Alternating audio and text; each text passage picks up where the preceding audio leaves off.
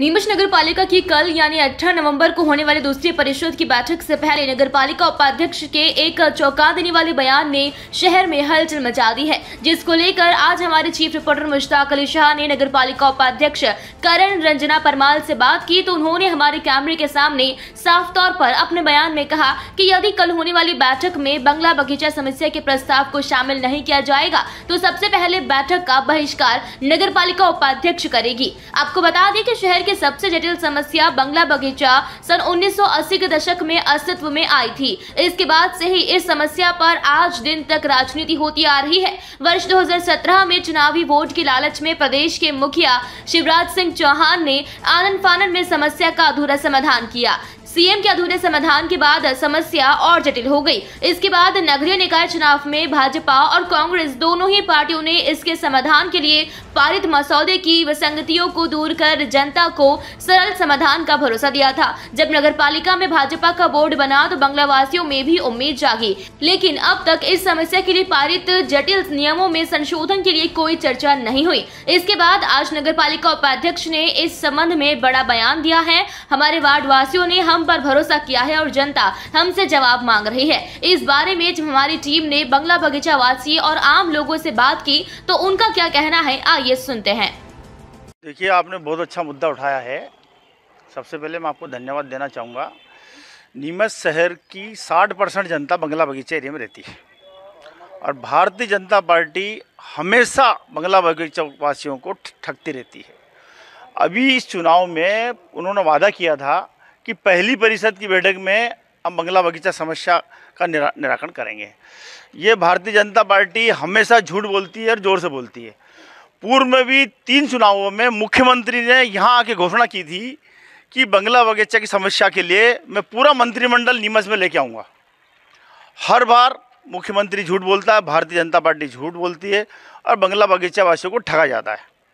ये बंगला बगीचा वासियों को हमेशा गुमराह करके और वोट हासिल करके सत्ता में काबिज हो जाते हैं।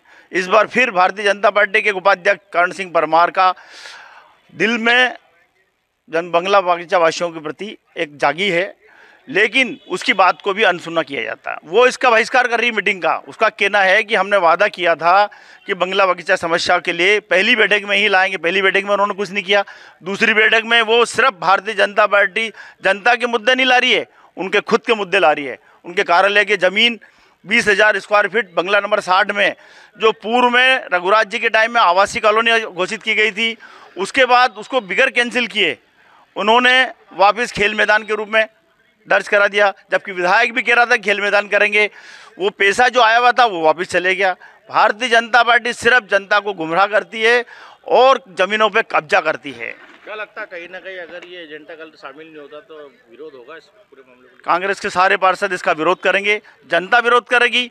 अगर फिर भी अगर बंगला बगीचा समस्या का हल नहीं होता तो कांग्रेस वादा कर रही है कि कांग्रेस की सरकार बनेगी तो ये हम निपटाएंगे। भारतीय जनता पार्टी नहीं निपटा सकती, कांग्रेस ही निपटा सकती है समस्या। ये समस्या की देन भी भारतीय जनता पार्टी है। पूर्व मुख्यमंत्री वीरेंद्र कुमार सखलेचा की देन है बंगला बगीचा समस्या। अन्यथा पहले कांग्रेस शासन में या नामांतरण होते थे, नल कनेक्शन होते थे, सारे काम हो रहे थे, लेकिन भारतीय जनता पार्टी सिर्फ अपने खेल ज़मीनों को खेल के कारण इस तरह करती। क्योंकि अगर बंगला बगीचा समस्या निपट जाती है तो भारतीय जनता पार्टी जो उनके जो भूमाफिया हैं वो जो कॉलोनी काट रहे हैं उनकी रेट कम हो जाती है, उनकी दर कम हो जाएगी। इसीलिए ये खुद नहीं चाहते हैं कि ये समस्या का निपटारा हो। बगीचा वासियों के साथ तो हमेशा जो है धोखा हुआ है, होता रहा है और आगे भी होता रहेगा। जिस प्रकार से हमारे राजनीतिक दलों का व्यवहार रहा है, कुर्सी पे बैठने से पहले चाहे वो विधायक हो, चाहे सांसद हो, चाहे नगरपालिका अध्यक्ष हो, बंगला बगीचा वासियों को राहत देने की बड़ी बड़ी बातें करते हैं, पर कुर्सी पे बैठते ही उनका रंग बदल जाता है। अब वर्तमान परिषद में आप देखो कि भारतीय जनता पार्टी के कार्यालय के लिए 20,000 फीट जमीन आवंटन करने का प्रस्ताव रख दिया आपने। आपका कार्यालय पहले तपोभूमि पे चल रहा है, परंतु आपको बंगला बगीचा वासियों का दर्द नहीं दिख रहा है। बंगला बगीचा के जो लोग हैं, वासी जो वर्षों से वहाँ रह रहे हैं, जो अपना जो है जो हाउस टैक्स है वो भर रहे हैं, जलकर भर रहे हैं, बरसों से निवासरत है, उनका दर्द तकलीफ आपको नहीं दिख रही है। उनको तो आपके द्वारा लगातार बेवकूफ़ बनाया जा रहा है, छला जा रहा है।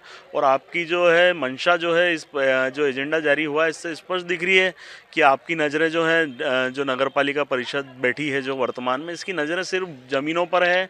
और जैसा कि पहले भी अंदाज़ा लगाया जा रहा था कि यदि नगर पालिका अध्यक्ष भाजपा की बनती हैं और भारतीय जनता पार्टी के जो अभी वर्तमान में अध्यक्ष पद पर बैठे हुए हैं, तो उनके द्वारा इस प्रकार के कार्य किए जाएंगे। और सीधा सीधा स्पष्ट दिख रहा है, और जो है वो अपना हित साधने में लगे हैं। जबकि आप यदि बैठे हो कुर्सी पे, तो आपको बंगला बगीचा की जनता के लिए सबसे पहले सोचना चाहिए था। हमने तो आह्वान किया था कि भारतीय जनता पार्टी को वोट मत दो, परंतु फिर भी जो है जनता ने विश्वास जो है जताया उन पे और वोट दिया। काफ़ी बड़ी मात्रा में जो है बंगला बगीचा क्षेत्र से जो है इनको वोट मिले हैं, परंतु फिर भी ये उनकी तकलीफ नहीं समझ रहे हैं।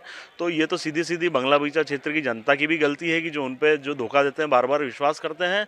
और आगामी चुनाव में इनको इन पे विश्वास नहीं करना चाहिए, और आंदोलन वापस से खड़ा करेंगे यदि जल्द से जल्द बंगला बगीचा वासियों को जो है राहत नहीं मिली तो। देखिए, जिस तरह की परिस्थितियां नीमच में चल रही है बंगला बगीचा क्षेत्र को लेकर, ये देखने में आया है कि बंगला बगीचा केवल और केवल एक राजनीतिक मुद्दा बना के इन लोगों ने रखा हुआ है। जितनी भी राजनीतिक पार्टियां हैं, उन्होंने बंगला बगीचे मुद्दे को केवल एक राजनीतिक तौर पे भुनाया है। इसके अलावा ज़्यादातर जो चीज़ देखी जा रही है कि केवल राजनीति के समय में या चुनावों के समय में इस मुद्दे को भुनाने का एक ही कारण ये रहता है कि किसी भी तरीके से एक बड़ा वोट बैंक जो बंगला बगीचा एरिया में रहता है उसको प्रभावित करके वोट लिए जा सकें।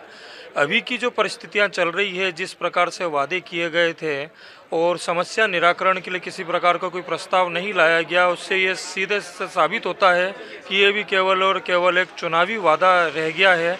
और इन सभी कारणों से जो बंगला बगीचा एरिया के जो रहवासी हैं, जो कि नारकी जीवन जी रहे हैं, और उनके ऊपर काफ़ी मोटी रकम, काफ़ी आर्थिक भार इस नए व्यवस्थापन नियमों के चलते आया है और उसके संबंध में कोई निराकरण नहीं किया जा रहा है।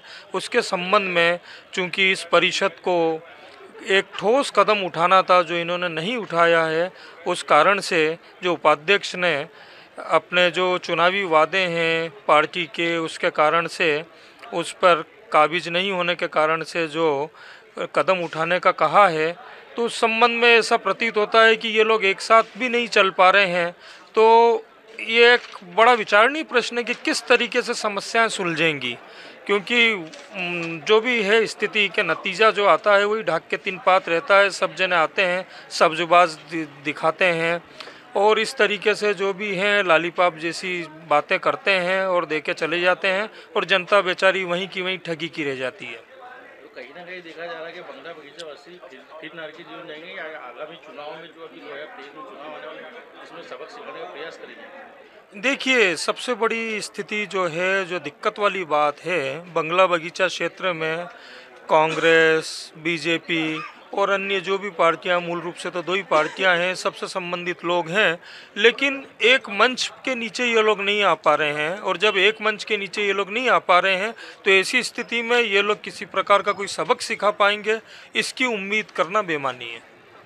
हमने घोषणा पत्र में कहा था कि नीमच की बहुत बड़ी जटिल समस्या है, और जहां से हम लोग जीत कर आए वहां टोटल बंगले, एक भी बोर्ड दूसरा नहीं है, सीधे के सीधे बंगले एरिया के वोट हैं। और हमने इसी आधार पर वोट मांगे, और 60 बंगले हैं नीमच में, और ऐसे कई पार्षद हैं। और हमने घोषणा पत्र के अंदर भारतीय जनता पार्टी ने कहा कि पहली बैठक के अंदर हम लाएंगे, और इस आशय का पत्र हम दे चुके हैं पहली बार भी, मगर उसको शामिल नहीं किया गया। दूसरी बार पत्र दिया, इसको शामिल किया जाए पूरक प्रश्न पे। मुझको लगता नहीं है कि ये शामिल करेंगे, और इस आधार पर उपाध्यक्ष ने तय किया है कि मैं बहिष्कार करूंगी, क्योंकि नीमच की जनता जवाब मांगती है। अगर इसका सरलीकरण अगर परिषद के माध्यम से भोपाल जाता है तो प्रदेश में भाजपा की सरकार है, और मैं भारतीय जनता पार्टी की वरिष्ठता के आधार पर मैं मांग करता हूं कि कम से कम परिषद में इसको लिया जाना चाहिए। अगर परिषद में नहीं लिया जाता तो क्या बैठक का बहिष्कार पूरी तरह से होगा? नहीं, वो 100% वो अपना पत्र दे करके और वापस आएंगी और कहेंगी कि भी मैं इसका बहिष्कार करती हूँ। भाई जब नगर पालिका के चुनाव आए थे उस टाइम पे ये प्रस्ताव लाया गया था भारतीय जनता पार्टी ने कि पहली बैठक के अंदर बंगला बगीचा समस्या को हल किया जाएगा। जब पहली बैठक हुई उस बैठक के अंदर बंगला बगीचा का जो एजेंडा है वो नहीं लाया गया। अब कल 18 तारीख को जो दूसरी बैठक है नगर पालिका की उसमें भी एजेंडा नहीं लाया गया है। इसका बहिष्कार उपाध्यक्ष नगर पालिका ने रचना परमार ने किया है। उसने ऑब्जेक्शन उठाया है कि बंगला बगीचा की जो समस्या है, जो एजेंडा है, वो दूसरी बैठक में क्यों नहीं लाया जा रहा है, उसका रीज़न बताया जाए। क्या कहेंगे, कहीं ना कहीं जो है बंगला बगीचा वासियों के नरकी जीवन जीने को मजबूर है, क्या ऐसे ही जिंदगी ऐसे ही चलता रहेगा कि आगामी चुनाव में फिर कोई लुभावने वादे के कारण बंगला बगीचा वासी फिर जो है ठगे जाएंगे?